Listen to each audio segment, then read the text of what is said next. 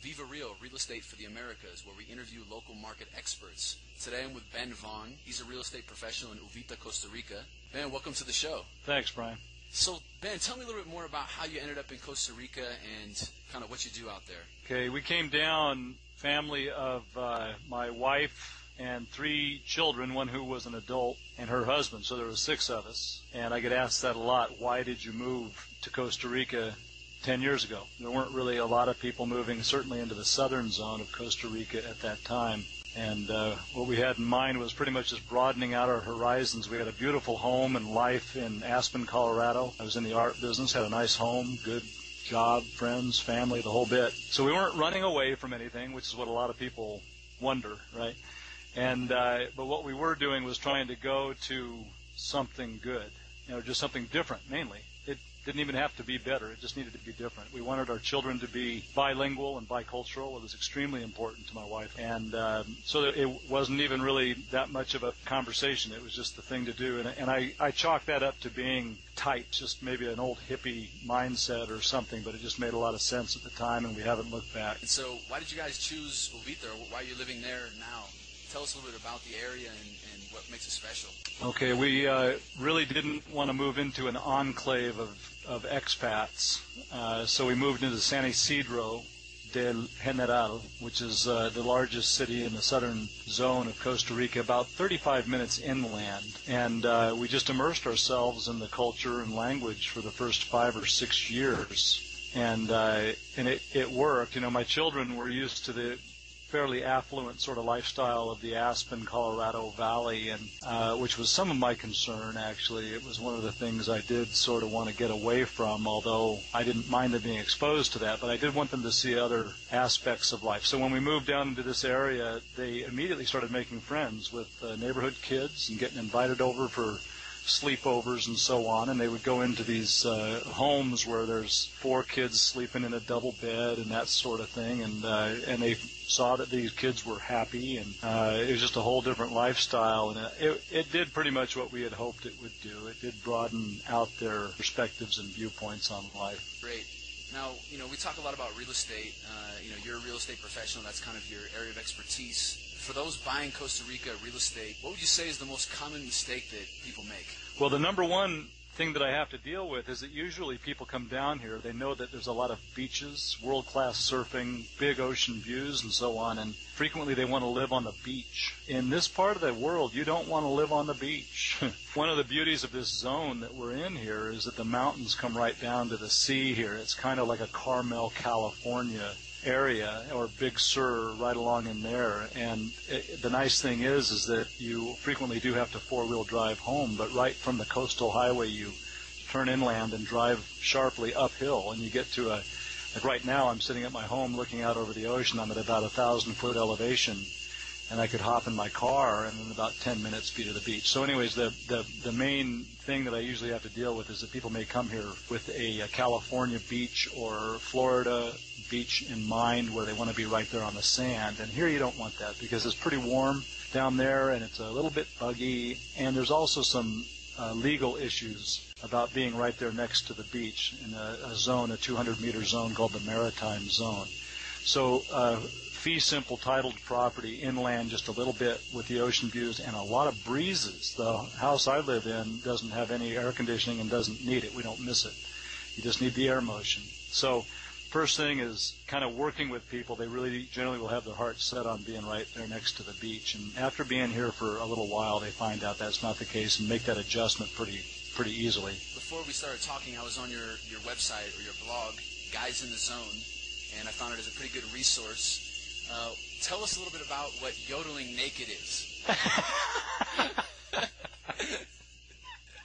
Well, it made for an awfully catchy title. I've gotten, in the few days since I posted that article, I've gotten a lot of feedback from it. It's just one of the qualities that people look for. There's a number of, like a checklist of qualities that affect the value of a property, and the little known but very relevant point of being able to yodel naked on a property, it's in everybody's minds. They just haven't quite put it that way. Most of our properties here are pretty large. A small property here would be a 5,000 meter or acre and a quarter lot. And in the States, I had a half an acre lot out in the country, and I remember thinking that was pretty big by comparison to my neighbors. But here, an acre and a quarter would be small. Many of them are 3, 4 acres. I live on 7 acres here, and you can go out in your birthday suit and give a good yodel, and you don't worry about the noise attracting any onlookers. You got a lot of topography and trees and so on blocking the way and even absorbing the sound. So that would be the ultimate private ranking that a property would have, is yodel naked. I like that. Well, we're really authentic with, authenticity is really important for our interviews. And, speaking of authenticity, I hear some background noise there. And tell us a little bit about what that sound is. For those, it's not an interference by the phone. It's rather a different nature's noises. So what is that? Well, it's dry season here, and in the dry season, these cicadas come out, and the cicadas are a little scarab-looking thing. They have a beautiful transparent lace wing and sort of an iridescent green body, and the birds love them, and my dogs love them as well. They're pretty tasty. I've actually been tempted. Well, no, let me put that differently. I've considered one to see. Well, the dogs chow down on them. But anyways, they're just out there in the trees. So my home is located in the jungle throughout the day until the sun sets. That's a constant background noise. It's kind of a white noise. It's not, after a while, you just don't even really hear it. Sure. One thing that kind of comes to mind is can't help but pick up a newspaper and read about kind of the economic challenges in the United States and really worldwide. How is that affecting real estate in Costa Rica? Well, the jury is kind of out on that, Brian. I frequently defer back to, before being in Costa Rica, I was in the art business in a rather high-end art gallery, and I was in that business for quite a while there, and I went through Black Monday in 1987 and also the Persian Gulf War, and just sort of certainly a nationwide, if not a worldwide, emotional down, if you will, sort of a depression in that way. And in the art business, we really felt it to where no one was buying art. Art must be the most delicate barometer of the economy. But one thing I always noticed was that even in the down times, the really good stuff, the Picasso Cubist oils on canvas, the Chagall gouaches and things like that, always had a buyer. It didn't seem to matter what the economy was doing. I feel like I've found something similar here. These are all one-of-a-kind pieces, and they're amazing and they're desirable. And because of that, I think we're somewhat insulated we've certainly felt the downturn in the economy here. But lately, I think that we're seeing it's sort of ramping back up again. Prices have come down here a little bit. There's been people out there wanting to buy property. The inventory is getting better because of motivated sellers, people needing to sell a piece perhaps that they hadn't ever intended to sell, and perhaps letting it go at a little lower price to stimulate the sale. And so there's a lot of people out there who are probably just now getting over the emotional hit that came from being informed by the media and by the data that the economy is not looking good for the year 2009, but it's been around now for a few months, and everyone is perhaps looking around and realizing that they're still here, still alive, it hasn't killed them, and they still have money. So we have a pretty desirable product here. So the short answer is that we have felt the economy, the downturn in the economy, but we're still doing business. So what's going to happen next, I don't really know. I kind of think it's going to just do a gradual increase now as people kind of settle into the new world that we're living in. And for those people that actually do want to invest in real estate in Costa Rica, how do they normally get their money into the country? Yeah, they usually do a wire transfer, and there's some pretty creative ways to do it. For instance, right now Canada is being adversely affected by the exchange rate.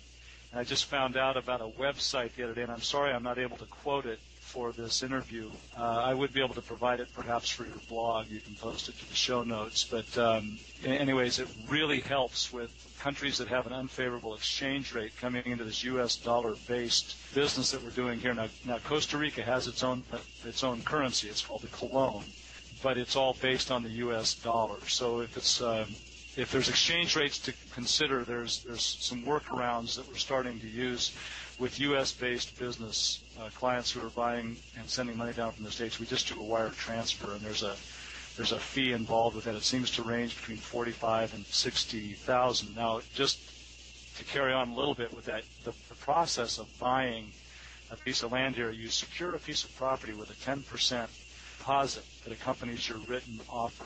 That 10%, we've been able to pretty much come up with that using people's credit cards by walking into a bank and just doing a cash advance on that credit card. So the 10% is usually done without a wire transfer. It's usually done with credit cards, or the bulk of it is done with credit cards, and then they'll go back home and within a week wire transfer the amount down to flesh out the 10% deposit. And then a closing will follow usually about 30 days later, and that's when the majority, the 90% remaining, is wire transferred down with that fee of $45 to $60. So I'm going to go ahead and wrap up, Ben. Thanks a lot for being on the show. It was great insight about the local market in Costa Rica, and we look forward to having you back. Thanks so much, Brian. It's been a pleasure to be here.